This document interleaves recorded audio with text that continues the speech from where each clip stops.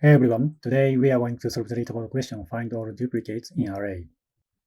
Okay, let's write the code. First of all, create a dupes, and this is a return value. And let's iterate through one by one for n in nums. And first of all, create an index number, absolute value, and n minus 1.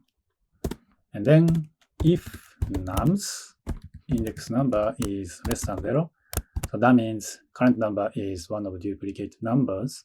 So dupes and dot append and absolute value and n.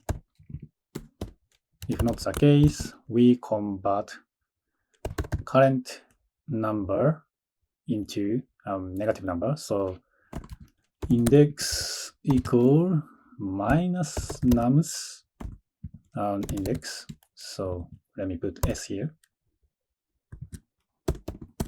Yeah, return dupes. I think that's it. So let me submit it.